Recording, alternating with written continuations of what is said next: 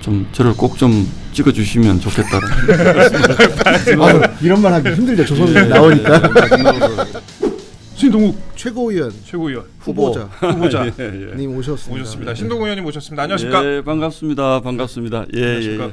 좀 무겁네요. 무거워요 네. 벌써. 대선배가 오셔가지고. 아닙니다. 저는 뭐 최원민 기자님은 제가 조선일보 있을 때 또 같이 좀 있었고 이동재 기자는 이게 제가 이런 얘기 먼저 해도 될지 모르겠는데 우리 리포트를 많이 소개해 주셨어요. 언론계에 약간 아픈 손가락이라 제가 저쪽 회사에 있을 때도 우리 이동재 기자를 어떻게 해야 되지 고민을 많이 했던 분이라서 오늘 이렇게 만나 뵙게 돼서 반갑습니다. 아유, 저희 감사합니다. 저희가 오늘 이 자리에 또 신동욱 후보님 모셨으니까요.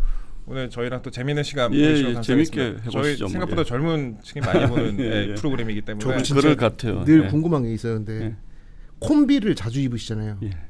제가 원래 콤비를 좋아합니다. 그 사모님이 해주시는 게 아니라? 아니 제가 원래 교복처럼 지금 입고 있는 그 위에 곤색 블레이저 아래 회색 그게 제일 좋아하는 복장입니다. 그래서 근데 국회에서 잘 보기 힘들잖아요, 사실. 글쎄 저도 그래서 요즘은 갑자기 나만 이러고 다니나 싶어서 가끔씩은 아침에 입었다가 다시 벗기도 하고 그럽니다. 다들 양복들 이렇게 한 벌로 입고 다니시는데. 그 당에서 이제 옷 제일 잘 입기로 유명한 분이 이제 권영세. 그래서 권영세 약간 따라하기. 아니 이제 제끼는 거 아니냐. 얼굴은 사실 좀 아닙니다. 뭐 좀 이렇게 덜 악마처럼 생기셨으니까. 그렇진 않고 제가 원래 좋아하는 복장, 제가 교복처럼 생각하는 게 그렇구나. 그렇습니다. 매일 신고 오셨으니까 신고식을 좀 치러야 되는데. 뭐든지 고향이 상주시잖아요. 저 상주입니다. 상주 특산물은 꽃감이죠, 뭐. 꽃감이고 쌀이 많이 납니다. 쌀도 많이 나요? 왜냐하면 상주가 옛날에 경주 상주라 그랬잖아요. 그래서 이게 예전에는 뭔가 쌀이 많이 나야지 사람이 많이 살 수 있는 곳이잖아요. 그래서 삼한시대의 저수지도 있습니다. 공금지라고 제 고향 바로 옆인데 경상북도 북쪽의 곡창이죠, 거기가.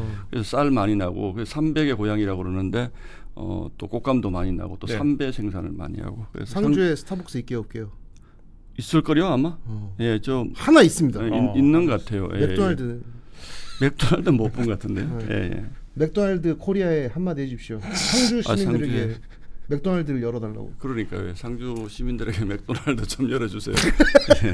여기 최고위원 후보로 나오셨는데 맥도날드 얘기하고 계신.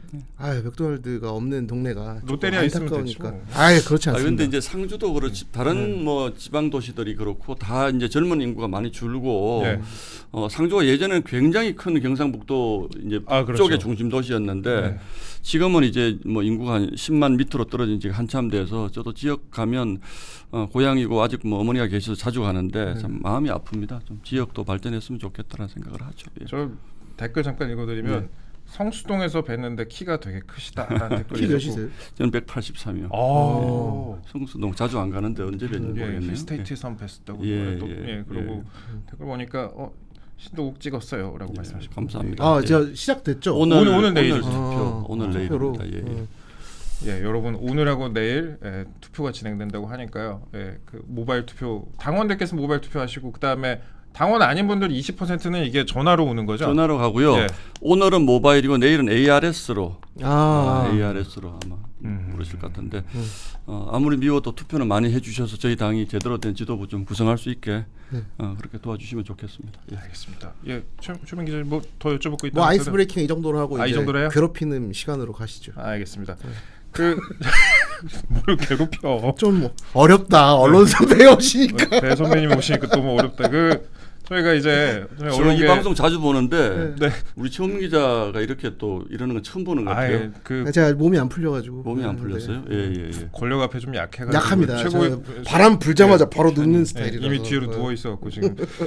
일단 많은 국민들 기억에는 앵커의 시선, 뭐 그다음에 메인 앵커 이런 걸로 많이 기억에 나오셨잖아요. 이제 SBS에서도 앵커 하셨고, 그다음에 TV조선에서 오래 하셨는데 지금 국회에서 또 피부로 접하는 건 다를 것 같아요. 그러니까 앵커 시선 하시면서 뭐 정치권을 많이 비판도 많이 하셨는데 실제 지금 직접 정치해 보시니까 어떠세요? 여당에서 그리고 야당에서 또 정말 어려운 것 같아요. 제가 그냥 한마디로 말씀을 드리면 사실 저는 앵커 할 때도 특히 TV조선에서 앵커 할 때 굉장히 하루하루가 어려웠거든요.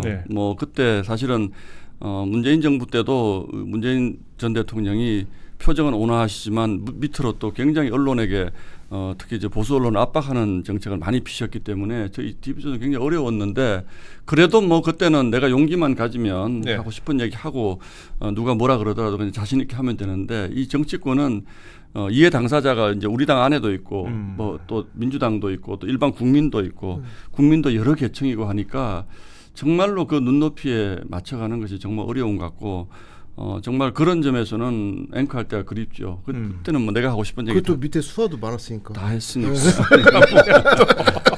야 이거 좀 알아고 이러면 이제. 그러니까 그때 아니 저도 이제 그 후보님 나오신 방송은 굉장히 거의 다 봤거든요. 저는 그 앵커 시선을 하루도 안 빼놓고 다 봤던 것 같은데 그런데 이제 최고위원 출마를 조금 늦게 결정을 하셨어요. 이번에 안 나오시는 줄 많이들 알고 있었는데 거의 마지막 날인가 이제 출마 등록을 했잖아요. 저도 사실은 여러 가지 뭐 사실 실존적 고민이 있었죠. 왜냐하면 첫 번째는 이게 지금 뭐 최고위원이 어떨지 모르지만 제가 정치 초년병이거든요. 예. 1년밖에 되지 않았는데 제가 최고위원 하는 것이 맞는가라는 생각도 들고 또 지난 1년 동안 제가 사실 참 수석 대변인을 3번을 했습니다. 그러니까 원내 수석 대변인으로 시작을 했는데 원내 수석 대변인 하다가 이제 계엄을 맡게 됐고 그러면서 원내 그 주경호 대표가 물러나면서 저도 물러났는데 또 비대위가 꾸려지면서 비대위 권영세 위원장이 하실 때 또 비대위 수석 대변인을 해달라고 했고 또 그 다음에 비대위 끝나고 나서 또 비대위도 좀 우여곡절이 있었잖아요. 네. 우리 저 후보 그렇죠, 선출하는 그렇죠. 과정에 네. 그 과정을 지켜봤고 그래서 이건 좀 쉬어야겠다 그랬는데 대선이 치러지는데 또 당에서 아니 대선이나 중요한 이벤트가 있는데 당신 같은 사람이 뭔가를 해야지 그래서 또 그 김문수 캠프의 선대위 수석 대변인을 했거든요. 예. 아마 1년 동안에 수석 대변인을 3번 한 사람 많지 않을 거예요. 근데 그게 제 자랑이 아니라 정말 중요한 역사 계엄도 치렀고 또 이 후보 교체 과정이라는 아주 그런 상황도 있었고 또 대선도 치러가지고 저로서 너무 좀 힘들기도 하고 또 정말 이게 처음 오자마자 이제 이런 일을 겪으니까 많이 배우긴 했지만 이게 그래도 제가 이제 조금은 저 스스로를 좀 돌아봐야 되겠다 이런 생각을 했었거든요. 본부장 하실 때는 좋았죠. 약간 기자회견 시키면 되는데 기자들이 막 와가지고 처음 본 놈들이 막 자꾸 막 이렇게 기자분들한테 잘해야죠. 네, 잘해야죠. 조금 잘못하면 뭐 그런다는데 뭐 지가 아직도 기자인 줄 아는. 그래서 그런 친구들 있을 거 아니에요. 저 있을 거 SBS 아니에요. 누굽니다. 뭐 아니면 예. TV조선 누굽니다 하는데 이것도 처음 보는 1년 차, 2년 차 이런 그렇죠. 친구도 예. 있을 것 같은데 그래서 기자님. 예. 아니 이제 저는 뭐 여담이니까 양해해 네. 주세요. 우리 기자분들 쓴 기사를 보면 네. 이게 자꾸 데스크의 입장에서 기사를 보게 되잖아요. 네, 그렇죠. 그죠? 이게 팩트를 떠나서 이 기사는 잘 썼다 못 썼다 이게 자꾸 눈에 보이니까 기자분들 보기가 참 괴롭더라고요. 웬만하면 제목만 보고 기사는 잘 안 보려고 그럽니다. 그래서 하여튼 그런 실존적 고민 때문에 과연 이 최고위원을 출마하는 것이 맞는가라는 고민을 굉장히 오래 했습니다. 오래 하고 저는 항상 좀 그랬던 것 같은데 제가 좀 마음이 약하거든요. 그래서 많은 분들이 지금 당이 너무 어렵다. 이 어려운데 뭐 잘 아시는 것처럼 현역 국회의원들이 아무도 출마를 안 하려고 그러고 저는 이런 시기일수록 재선 3선 정치에 경험 많은 분들이 좀 당 지도부로 들어가서 우리 당을 수습해 주기를 사실 지금도 바라고 있고 그 부분 아쉽게 생각합니다. 아무도 안 나오시니까 뭐 하여튼 뭐 그래서 제가 출마했다는 것은 맞지 않지만 어쨌든 지금 내년 지방선거까지 굉장히 어려워지지 않겠어요. 그래서 뭐 한번 출마해 봐야 되겠다 그런 생각을 마지막에 하게 된 거죠. 답답해서 내가 뛴다. 뭐 그런 것들도 좀 있고요. 예, 그렇습니다. 힘드신 것 같아요 지금. 그렇죠. 국회에서 특히나 이렇게 금방 여당에서 야당이 되실 줄은 몰랐던 것 같습니다. 모르셨겠죠. 당연히 모르셨겠죠. 그렇죠. 저희가 국회의원 되고 나서 적어도 한 4년은 여당 국회의원 하겠다라고 했는데 금방 야당이 됐는데 지금 상임위 이제 법사위에 있거든요. 상임위는 가보니까 계속 바뀌셨잖아요. 또. 저 이제 3번 문체위, 기재위 그다음에 법사위로 갔는데 법사위 지금 극악의 난이도인데 지금. 근데 우리 당이 너무 적어서 어렵긴 한데 뭐 국회의원 하기는 야당 국회의원도 괜찮더라고요. 그래요? 이 까기만 하면 되니까. 수비보다는 공격할 수가 있으니까 야당 국회의원도 뭐 상임위 활동하기는 나쁘지 않은 것 같은데 앞으로가 사실은 좀 걱정이고 눈앞이 캄캄하죠. 추미애 위원장이랑 관계 어떠세요 개인적으로? 같은 TK인데. 제가 뭐 에피소드를 하나 소개를 드리면 제가 그 정치부 기자를 1997년도에 이제 시작을 했는데 중2 때인데. 그때 제가 이제 김대중 그 전 대통령이 네. 출마했던 새정치국민회의라는 네. 이제 SBS 정치부에서 새정치국민회의에서 제가 처음으로 정치부 기자 생활을 했습니다. 네. 그래서 이제 DJ가 대통령이 되는 DJ 마크맨으로서 이제 지켜보고 해서 지금도 그 당시에 뭐 부대변인 이런 분들 뭐 지금 저 행안부 장관관 윤호중 예. 뭐 이런 분들하고 친하게 지냈었거든요. 네. 그래서 제가 정동영 대변인 뭐 윤호중 부대변인 그 시절에 시작을 해서 이제 그 이후에 여성 영입 병정이 벌어져서 그때 이제 나경원 뭐 이제 이런 김영선 이런 분이 네. 추미애가 이제 들어오셨거든요. 예. 근데 제가 그때 이제 TK 출신이니까 이제 그쪽 호남 베이스로 정당이 이루어져 있잖아요. 그렇죠. 예. 그때는 더 강했거든요. 예. 뭐 그 소위 훨씬 강했죠. 예. 동교동이라고 동교동계라. 그래가지고 예. 그래서 뭐 김옥두 하나갑 이런 분들이 있는데 그분들이 저를 굉장히 불쌍하게 생각하는 거예요. 야, 니는 뭐 아는 선후 고향 선후배도 없고 해서 취재도 안 되고 그래서 저를 늘 챙겨주시고 그랬는데 어느 날 갑자기 대구 여성분이 드디어 영입이 돼서 왔다는 거예요. 그분이 그분이었다. 그분이 그분이었어요. 근데 정말 살갑게 안 해주시더라고요. 아 그때도요? 저는 굉장히 기대를 많이 하고 그때도 예. 그때부터. 참 그때부터도 예. 저는 그 같은 고향이 그 정당에 같은 고향 분이 많지 않잖아요. 그러니까요. 그 지금도 제가 그때 사귀어가지고 아직도 잘 아는 분이 민주당의 권칠승 의원이라고 있어요. 예. 그 사귀었다고 해서 여자인 줄 알고. 아니요. 장관도 예, 하시고 예. 사선 의원입니다. 네네네. 화성에서. 네. 근데 이분이 제 중학교 후배거든요. 네. 그래서 제가 권칠성 의원이 그때 새정치국민회의에 있는데 당직자들 전부 호남 중심이니까 같은 대구니까 이제 친하게 지냈는데 그때 추미애 의원 오셨는데 저는 사람들하고 참 친하게 잘 지내는데 특히 지역 연고가 있는 분들하고 이분하고는 잘 안 친해지더라고요. 예, 앞으로 거의 맨날 보셔야 되겠네요. 글쎄요. 큰 걱정입니다. 근데 친했으면 더 걱정 아닌가요? 안 친했어도 나은 것 같아요. 예. 그분이랑 친하기가 좀 어려운 것 같아요. 제가 보기에. 그런 에피소드가 있고 안지는 그래서 뭐 거의 한 3년 오래됐죠. 예, 20몇 년 됐죠. 예. 전당대회 말씀 본격적으로 여쭤보겠습니다. 이게 우리가 너무 길게 몇 시까지 가능하세요? 저는 아무 끝까지 괜찮습니다. 좀 길게 가겠습니다. 예. 일단 메시지를 좀 내놓으셨는데 최고위원 후보자 방송 토론회에서 원칙 있는 통합, 이재명 정권과 잘 싸우기 위한 통합 이걸 강조를 하셨는데 이 원칙 있는 통합의 기준이 무엇입니까? 좀 설명을 드리면 지금 저희 당의 그 통합에 대해서 이제 두 가지 이제 기류가 있습니다. 네. 하나는 우리가 개헌 저지선 100석을 못 지키더라도 잘라낼 사람들 잘라내고 가자라는 이런 네. 분들이 있습니다. 지금 같이 못 간다 이렇게 해서는. 근데 또 이제 어떤 후보님들은 뭐 김문수 후보 같은 분은 이제 그런 건데 지금 개헌은 우리가 개헌만큼은 막아야 된다. 네. 그래서 크게 엇나가지 않는 분들은 품고 가야 된다. 이제 이런 기류가 있고. 근데 둘 다 저는 뭐 일리가 있는 얘기입니다. 그런데 제가 지난 1년 동안 제일 답답했던 것 중에 하나가 저는 이 원칙이라는 표현을 쓴 이유는 그런 겁니다. 이 당이라는 게 원칙이 없어요. 기준도 없고. 그래서 정당이 원래 그렇게 운영되는 것인지는 모르겠는데 지금처럼 이 혼란한 시기에 당의 윤리위도 있고 당무감사위도 있고 있을 거 다 있는데 진짜 원칙이 없는 것 같아요. 그러니까 뭐 비대위입니까? 비대위원장님이든 뭐 당대표든 뭐 봐주자 그러면 그냥 지나가는 거고 이거는 아무리 우리가 공격을 받고 내부 분열이 생기더라도 원칙을 가지고 처리를 하면 국민들을 설득할 수가 있잖아요. 뭐 그런 게 몇 가지가 있습니다. 제가 여기서 언급을 안 하겠지만 그래서 그런 부분들을 털고 나서 우리가 통합을 하고 다소간에 다른 생각으로 다른 얘기를 한 것들 이런 걸 가지고 막 잘라내자 이런 것들을 하면 안 된다. 근데 원칙이라는 것은 우리 당이 가지고 있는 당헌 당규상 우리가 지켜야 될 가치와 철학이 뭔가 이걸 가지고 우리가 용납할 수 있는 것. 우리 당의 정체성을 심각하게 훼손하는 발언 같은 것들은 그런 분들 같이 못 가죠. 저는 그런 분들 뭐 이번에 직접 거명하기도 했습니다만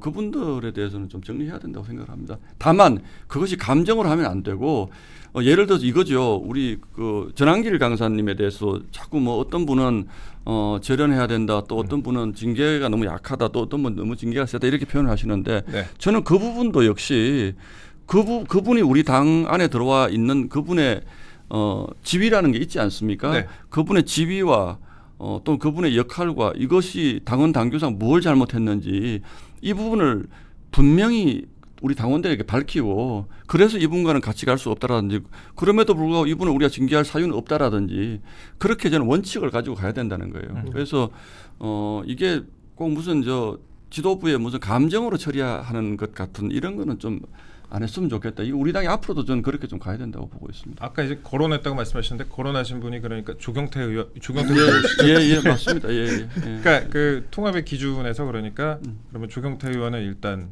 저 궁금한 게 네. 안철수 의원, 한동훈 의원, 조경태 의원이 아니지 전 대표. 이제 전 대표. 그분들도 제가 뭐 뭉뚱그려서 말씀드리기는 어렵고 그분들이 이제 우리가 지금 논란하고 있는 것 중에 하나가 그럼 당론은 네. 막 어겨도 되느냐 이런 부분들에 대한 컨센서스가 없습니다. 그래서 예. 제가 말씀드리는 이 원칙이라고 하는 것은 지금 제가 세워놓은 원칙이 있다는 뜻이 아니고 앞으로 새 지도부가 구성되면 예. 이런 부분들에 대한 원칙을 분명히 우리가 가지자는 거예요. 그럼 네. 당론은 어떻게 할 것인가? 아무도 안 지키는 당론을 뭐더라 합니까? 네. 없애는 게 좋은 것이고 네. 또 당론 과정에서도 우리가 지금처럼 무슨 감정을 가지고 막 하지 말고 적어도 우리 여의도 연구소 같은데 여론조사 많이 하거든요. 네. 정말 예민한 당론은 그러면 당론을 결정하기 전에 우리 당원들 뭐 5천 명, 10,000명 정도 샘플링해서 네. 우리 당원들은 이 사안에 대해서 어떻게 생각하는지 좀 물어보고 그걸 참고 자료로 의원들한테 주고 우리 네. 당원들은 이렇게 생각한다. 그런 과정에서 토론을 하고 그 토론을 거쳐서 만들어진 당론을 어기는 경우에는 아주 엄격하게 우리가 당원들의 뜻을 거부한 것이니까 엄격하게 책임을 묻자. 이렇게 가자는 거죠. 시스템화를 되게 시스템을 하자는 거죠. 좋아하시고. 제가 보기에는 정말 저는 이제 시스템 없이 움직이는 걸 싫어하거든요. 제가 직장에 있을 때도 그랬습니다. 그냥 뭐 감정으로 뭐 나는 휴가를 가야 되겠다 이런 건데 제 일절 인정을 제가 안 했거든요. 근데 정당에 와 보니까 그 시스템이 없더라고요.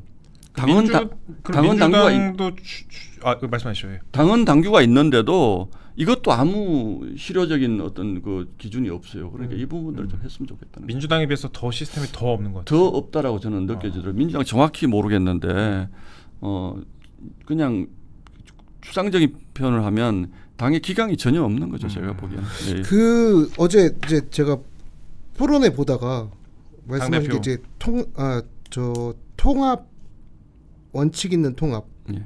그리고 싸울 수 있는 그러니까 저는 원칙 있는 통합을 해야지 싸울 수가 있다는 거예요. 네. 지금은 저도 굉장히 곤란한 게 나가서 막 싸우면 네. 그 싸우는 걸 가지고 뒤에서 공격하시는 분들이 있어요. 당내에서. 적어도 그런 건 하지 말아야죠.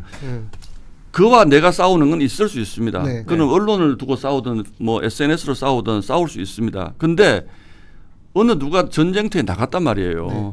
근데 그 전쟁터에 나간 분이 전쟁하는 동안에 그 사람을 공격하거나 이거는 비열한 것 아닙니까? 네. 저는 그런 거 정도는 적어도 우리가 동질하면 하지 말아야 된다.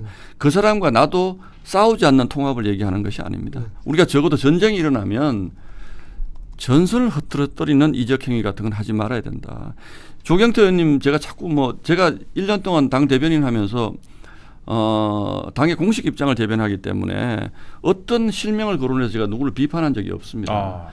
한 번도 없습니다. 네. 근데 제가 조경태 의원이 저하고 당대표 경쟁자도 아니잖아요. 근데 지금 우리가 3대 특검이 우리 당을 내란당이다라고 이렇게 자꾸 얘기를 하는데 그것과 똑같은 얘기를 하시면 어떡합니까?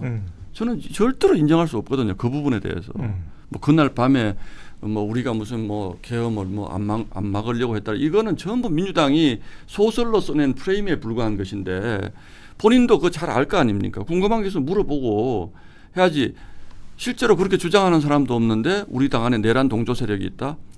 내란이라는 것도 우리가 인정할 수 없는 것인데 내란 동조 세력이 있다고 그러면 그거는 저는 민주당의 주장인 것이죠. 지금 우리가 지금 싸우고 있잖아요. 당사가 위험하잖아요. 우리 의원들이 위험하잖아요. 압수수색 당하고 있잖아요. 네. 그럼 내란 동조 세력이니까 잡아가라는 뜻입니까? 저는 그거까지는 제가 용인하기 어렵다는 거죠. 예.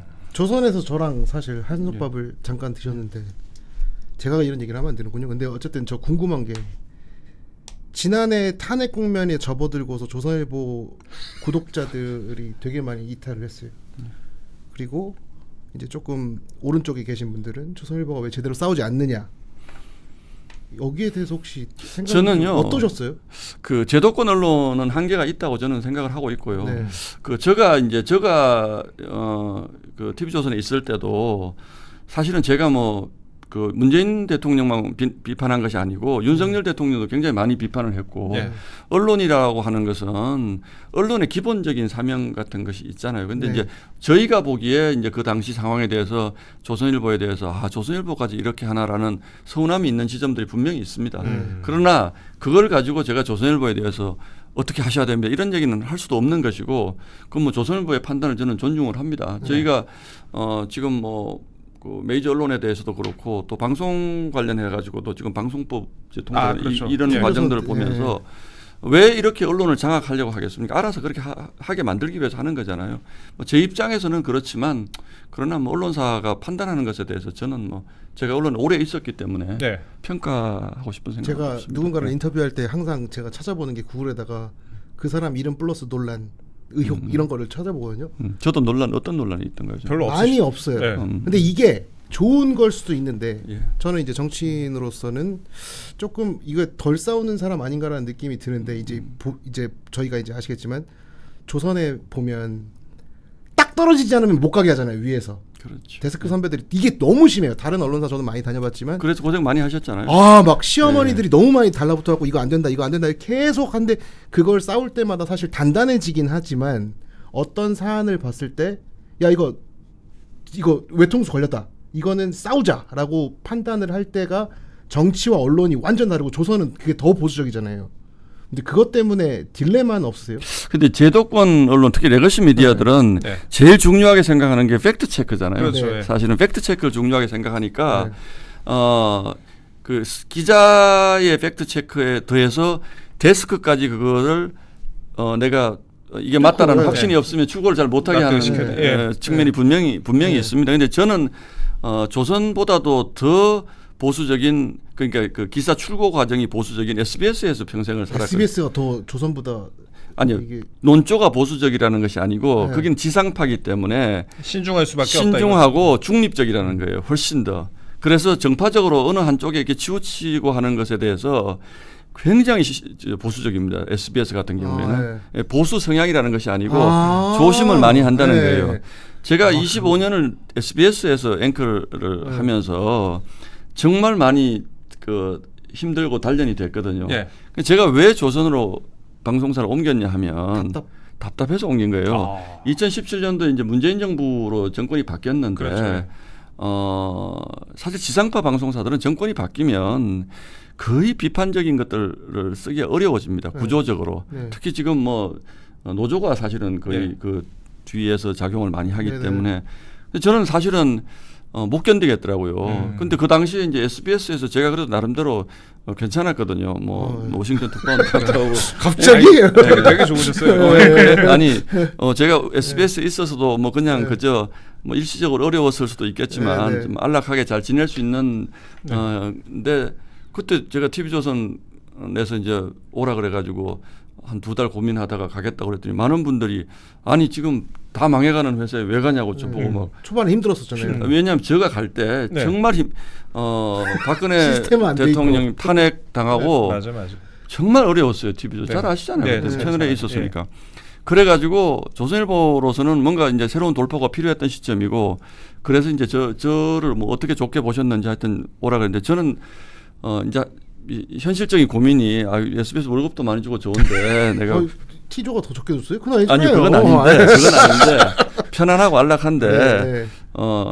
TV조선으로 가는 게 좀 되게 불안하고 네. 이제 그런 상황이었는데 그것보다는 내가 언론 마지막 몇 년은 하고 싶은 얘기 좀 하고 마무리하자라는 생각이 훨씬 더 강했는데 실제로 그래서 저는 TV조선에 가서 우리 최원민 기자는 답답하다고 그러셨는데 저는 SBS에서 훈련이 됐기 때문에 너무 좋은 거예요 여기가. 오시는 거로 그리고 시청도 네. 3배 늘고 막 그랬잖아요. 이 회사가 네.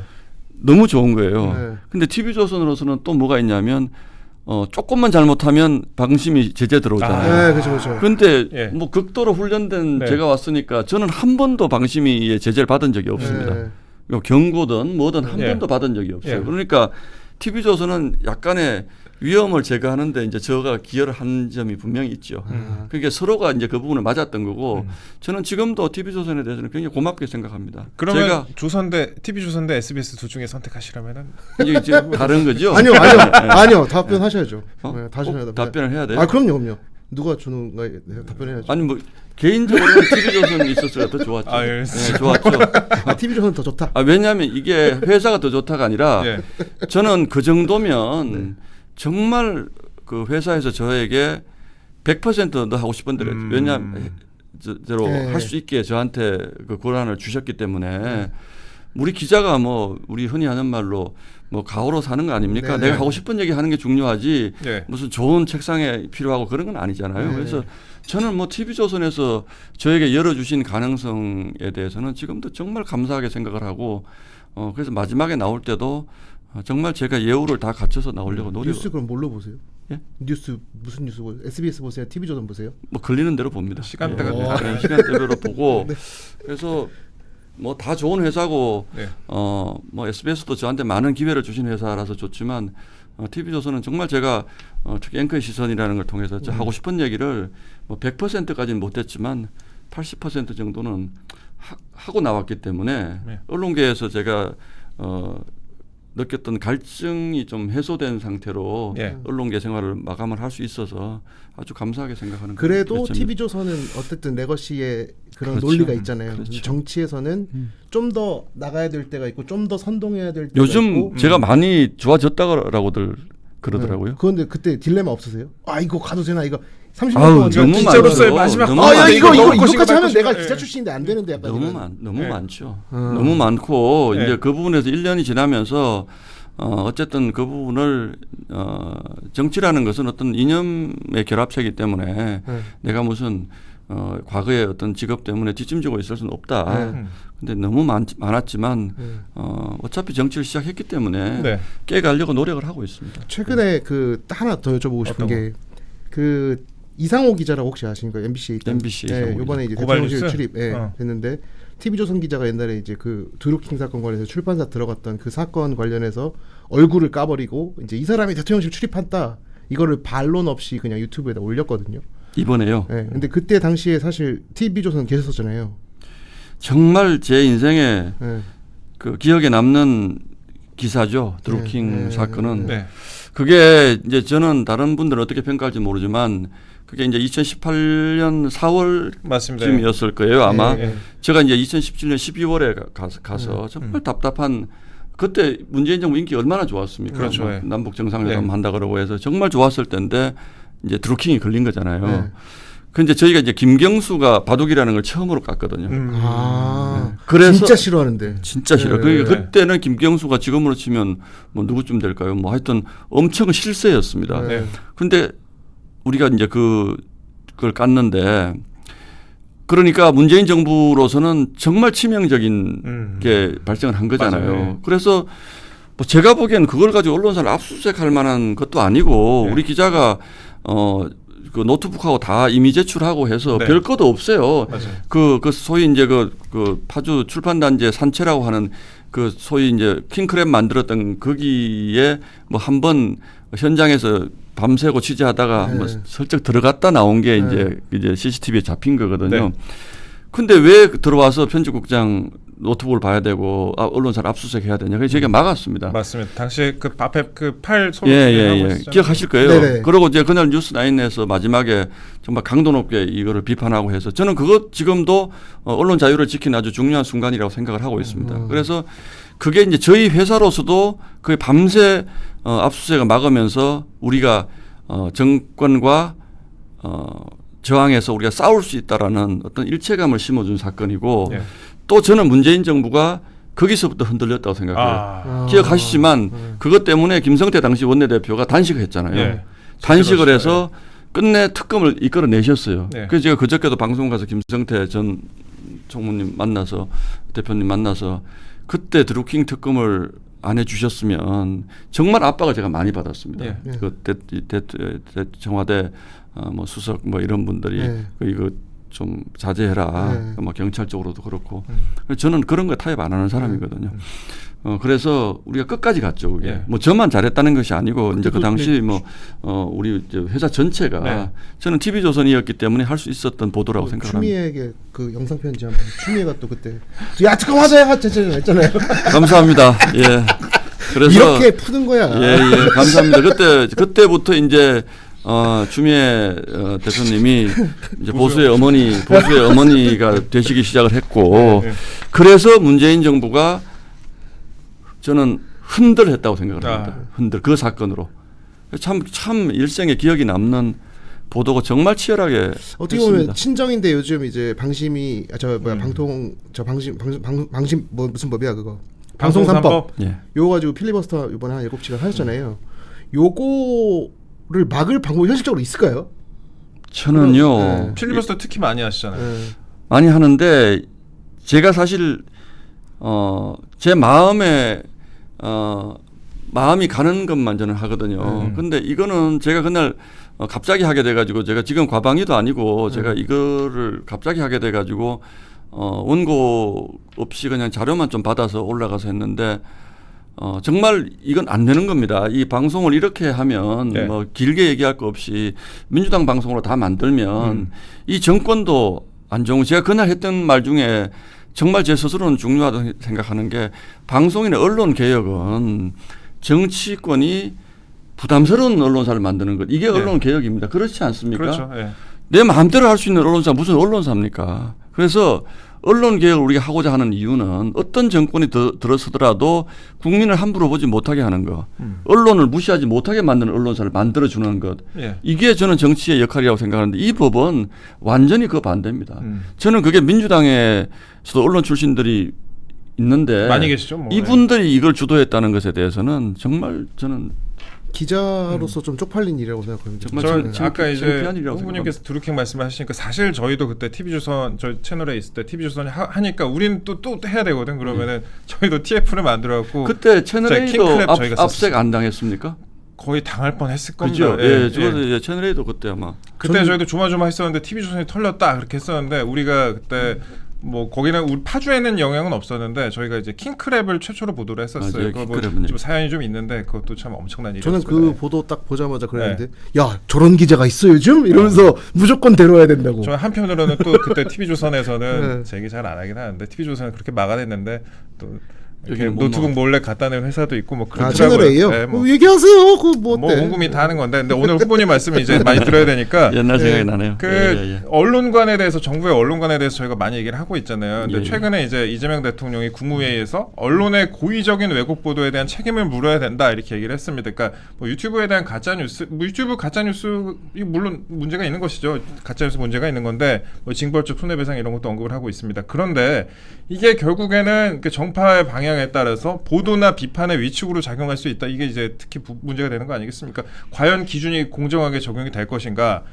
김어준이나 김의겸 전 의원 같은 그런 사례도 있고요. 그럴 리도 없지만요. 예. 저는 그보다 더 근본적으로 이런 얘기는요. 예. 여당 과방위 간사정쯤이 되는 분이 하시면 되는 겁니다. 아, 한 나라의 대통령이라면 그런 얘기를 하는 것이 아니고 언론의 자유는 우리가 잘 지키도록 도와줘야 됩니다라고 얘기하는 것이 한 나라의 대통령이 할 얘기고요. 언론 물론 지금 뭐 언론도 잘못한 것이 있으면 책임을 물어야 되고 또 지금 미디어가 굉장히 다양해졌기 때문에 우리가 가진 시스템을 가지고 다 통제하기는 어렵고 또 좀 위험한 보도들도 많이 하는 게 사실이잖아요. 네. 그러나 그 위험한 것 때문에 기존 언론으로서는 도저히 할 수 없는 것들이 또 정권의 비리 같은 게 또 드러나는 것도 있는 겁니다. 당연하죠. 그렇기 때문에 네. 책임을 강조하는 이런 것들은 예. 뭐 문화부 장관이나 예. 또는 뭐 여당 과방위원장이나 이런 분이 할 얘기고 네. 대통령은 우리가 아무리 어려워도 언론의 자유가 위축되거나 이렇게 되는 일은 없도록 해야 됩니다. 저는 이게 대통령이 해야 될 말이라고 생각을 합니다. 이게 언론에 대한 이해도가 제가 보기에는 뭐 본인이 피해자라고 생각을 해서 그런지 모르겠는데 별로 없으신 거고 이게 선진 민주국가에서 언론의 자유라는 것은 예. 헌법이 보장하는 민주주의가 존속될 수 있는 최상위의 가치입니다. 그래서 저는 언론사, 정당, 종교시설 이게 헌법이 보장하는 최상위의 가치라고 생각하거든요. 예. 그게 표현의 자유라든지 그런데 대통령이 그거 다 깨잖아요. 지금 정당 압수수색하고 종교단체 지금 또 압수수색하고 그렇죠. 예. 그잖아요. 네. 언론사에 대학교에서도 대해서 하고, 예. 지금 이렇게 만들고 이 나라가 과연 제대로 된 민주주의로 가는 국가냐 헌법적 가치를 민주당 매번 뭐 헌법 어쩌고 하지만 지금 이 상황을 뭐 계엄한 것 가지고 내란이 어쩌고 그렇게 얘기를 하지만 그것도 중요한 얘기일 수 있지만 지금 실제로 민주당이 하는 걸 보면 헌법이 보장하는 민주주의의 최상위 가치에 대해 가지고 전혀 이해가 없는 것 같아요. 저는. 확실히 근데 목소리 톤이 조금 좋으셔서 예. 제가 이렇게 전투적인 얘기를 처음 듣는 느낌이거든요. 아, 그렇습니까? 예. 그러니까 맨날 이제 댓글에 굉장히 고급스러운 목소리로 그러니까 강하게 하신다고 이렇게 그러니까 이게 있어요. 안 와닿는 거야. 만약 네. 보통 이제 소리 지르고 네. 누굽니까 이러면 이제 사람들이 바로바로 보는데 목소리 자체가 선동톤이 아니다 보니까 예. 아 이게 있구나. 아, 근데 이게 또 사람들한테 겉바속촉으로 겉바속촉이 아니라 겉촉 바삭으로 네, 맞나? 뭐야, 아무튼 모르겠다. 예, 그렇게 가는 것 같은데 저 궁금한 거 있어요. 네. 그 50대신가요 지금? 60대. 이제 50에서 60으로 네, 넘어가는 근데 그 지점에 와 있습니다. 그 계엄이라는 걸 사실 예전에 이제 통금 있을 때도 이제 기억이 나시잖아요. 예, 그렇죠. 요번에 계엄 났을 때 이거 위협이 되겠다라는 생각 하셨어요? 저는요 네. 처음에는 제가 이제 집에서 집에 이제 그때 지역구에 일이 있어가지고 저녁 먹고 들어가서 씻고 나오니까 이제 그게 있어 처음에는 방송 사고라고 생각을 했습니다. 계엄이라는 거는 있을 수가 없잖아요. 근데 근데 솔직히 말씀을 드리면 저는 이유가 있을 거라고 생각을 했습니다. 이게 북한에서 내려왔다 뭐 이를테면 그래서 저는 거의 제일 먼저 이제 그 국회를 갔는데 국회 문이 닫혀 있다 그래가지고 당사로 갔다가 주경호 대표하고 한동훈 대표, 주경호 대표 같이 국회로 들어갔거든요. 근데 저는 그때까지도 그때 우리 한동훈 대표는 이거는 위헌 위법이다라고 규정을 하긴 했어요. 네. 그런데 뭐 그거는 한동훈 대표의 판단이었을 것이고 저는 국회로 가는데 11시 50분에 국회로 들어가는데 위에서 헬기가 국회로 쫙 오더라고요. 네. 그걸 보면서 국회 안에서 이게 지금 도저히 얘기해 줄 수 없는 계엄의 사유에 해당하는 뭔 사달이 났구나라고 생각을 했습니다. 그래서 계속 제가 추경호 대표한테 좀 빨리 좀 알아보시라고 이게 무슨 일인지. 근데 네. 추경호 대표도 뭐 11시 20분쯤에 대통령과 통화를 한번 하셨다 그러는데 그 다음부터는 통화도 안 되고 뭐 계속 막 당황해 하고 있는 이런 상태에서 계엄 해제 표결이 이루어진 것이거든요. 그래서 저는 지금으로서 보면 왜 계엄이라는 것까지 했을까라는 건 전혀 이해할 수가 없지만 그건 적어도 그날 밤 1시 이때쯤에는 뭔가 계엄에 해당하는 계엄 조치로서 해결할 수밖에 없는 무언가가 있을 거라고 생각을 했고 그렇기 때문에 여당 국회의원으로서 예. 행동을 하는 것이 옳겠다라고 생각을 했습니다. 다만 그래서 제가 계엄 표결에 참여를 안 했기 때문에 그거 가지고 지금 비판을 받고 있지만 뭐 그래도 어쩔 수가 없습니다. 지금 근데 다시 그 위협을 느끼셨어요? 아니요. 계엄으로 인해서 뭐 뭔가 저는 제가 이렇게 얘기하면 예. 뭐 뭔 일이 있었느냐라고 자꾸 아니, 다르지만 저는 그날 국회에서 왔다 갔다 했거든요. 그런 건 저는 개인적으로 아니, 왜냐면 이제 계엄을 두고 이 논리를 가지고 젊은 사람들도 되게 치열하게 싸우고 이제 나이 든 사람도 싸우는데 지금 제일 걱정하는 건 사람들이 국민의힘이 이것 때문에 지금 우경화되는 것 때문에 중도층이 들어오지 않는다. 지지를 받지 못할 것이다. 곧 지방선거가 있는데 계엄 때문에 이 문제가 지금 계속 갈리고 있지 않느냐라는 논리가 계속 지금 말씀하시는 분들이 있죠. 많은 네. 거잖아요. 사실은 좀 답답한 것은 저는 사실 그때 국회에 있으면서 이제 나중에 12시 4, 50분경에 계엄군이 본 안으로 들어왔잖아요. 네. 근데 제가 이제 그랬잖아요. 11시 50분에 헬기가 도착을 했어요. 네. 근데 제 생각은 그렇습니다. 이 사람들이 국회 본회의장에 국회의원들 진입하는 걸 막으려면 우리 영화에 많이 보듯이 유리창 깨고 바로 들어와서 본관을 봉쇄했으면 못 들어갔을 거예요. 아마 그때 국회의원 별로 없었어요. 근데 12시 반에 이제 150석이 넘었거든요. 네. 의결 정족수가 찼단 말이에요. 그래서 저는 그냥 곧 해제되겠구나라고 생각을 했어요, 사실은. 거기에 이제 저희 당은 아직도 많은 분들이 못 들어오고 있어서 네.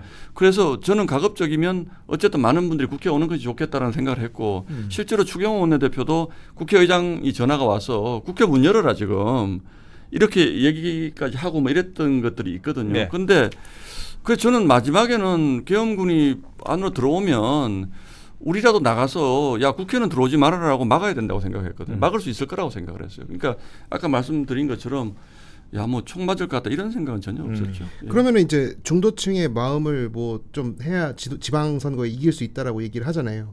근데 계엄 때문에 이제 왔다 갔다 하는 그 사람들의 이건 뭐 필요했다. 충분히 그럴 수 있었다. 절대 안 되는 거였다 했을 때 어떤 저는 로직으로 절대 안 꼬실 수 있다고. 되는 걸로 가는 게 맞다고 생각을 하는 이유는요. 네. 제가 그날 밤에 제가 주관적으로 느꼈던 그 상황을 처음에는 굉장히 제가 억울해서 네. 막 말씀들을 드리고 싶었어요. 사실은 네. 이날 밤에 이랬다. 제가 정말 가까이서 지켜본 예. 우리 당의 상황과 그 계엄의 밤에 예. 근데 이제 그런 부분들은 그냥 계엄에 대해서 정말 우리 국민들 경우에는 TV로만 보셨잖아요. 정말 놀라셨을 거 아니에요. 근데 이제 그런 분들한테 사실은요 어쩌고 하는 것이 적절치 않고 저는 정치적인 문제 이제 뭐 윤석열 대통령이 왜 계엄에까지 이럴 수밖에 없었느냐라는 것을 막 설명을 하잖아요. 근데 이제 그거를 우리는 너무나 잘 알았지만 몰랐던 많은 국민들께서 나중에 아시게 됐다는 그걸 가지고 이제 뭐 계몽이라는 표현도 쓰고 하는 거잖아요. 네. 이제 이런 부분들에 대해서는 우리가 충분히 잘 설명할 필요가 있다. 지금 민주당이 하는 것들이 이게 얼마나 반헌법적인 것들을 지금 2022년 이후에 계속적으로 하고 있는지에 대해서 우리가 잘 설명할 필요가 있다. 그러나 굳이 그렇기 때문에 계엄도 어쩔 수 없어서라는 논리로 가면 중도층을 저는 설득을 못한다고 생각합니다. 그 접점을 찾는 게 굉장히 중요한 그게 제일 굉장히 어려운 네. 방정식인데. 그래서 저희 당 안에서도 예. 그것에 대한 생각 정리가 잘 안 돼 있어요. 네. 계엄, 그러니까 당 내부에서도 계엄에 대한 비판을 하시면서도 계엄에 대한 비판만 하고 그 전에 앞단에 있었던 29번의 탄핵 이런 것도 언급을 안 하시는 분들이 안 하시는 있고. 분들이 있죠. 저는 이게 그 어떤 얘기를 식으로 해야죠. 정해 나가는지가. 네. 저는 그 부분 얘기를 해야 되고 예. 그럼에도 불구하고 그래서 계엄을 할 수밖에 없었어라는 논리는 저희가 이제는 가져가지 않는 것이 좋고 이번 탄핵 문제도 마찬가지입니다. 그 당시 탄핵을 할 경우에 저는 아무리 계엄을 했어도 어떻게 계엄하자마자 이틀 만에 탄핵안을 발의하고 대통령을 끌어내리냐라는 거에 제가 동의할 수 없었기 때문에 좀 질서 있게 한번 시간을 가지고 충분히 우리도 입장 정리하고 시간을 좀 가지고 적어도 한 달 정도는 국회에서 조사도 하고 왜냐하면 국회에서 벌어진 일이니까 탄핵안을 내든지 말든지 하자라는 게 이제 저의 입장이었고 아니다 지금이라도 당장 탄핵을 해야 된다라는 분들도 있었고 이제 그런 네. 입장 차이들이 있었잖아요. 네. 그렇기 때문에 탄핵에 반대했던 분들도 시점마다 생각이 다 다릅니다.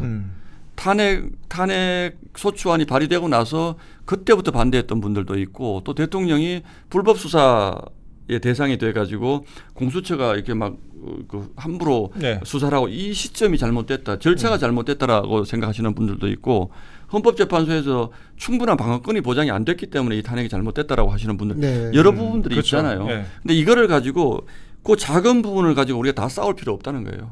우리가 인정할 것은 인정하고 사과할 것은 사과하고 그러나 민주당이 잘못한 것에 대해서는 치열하게 싸워 나가자. 이게 제가 얘기하는 원칙 있는 통합이고 네. 원칙 있는 대처라는 겁니다. 지금은 우리가 참 저는 답답한 게 우리 내부에서조차도 이게 지금 해결이 안 돼 있기 때문에 새 지도부가 구성이 되면 네.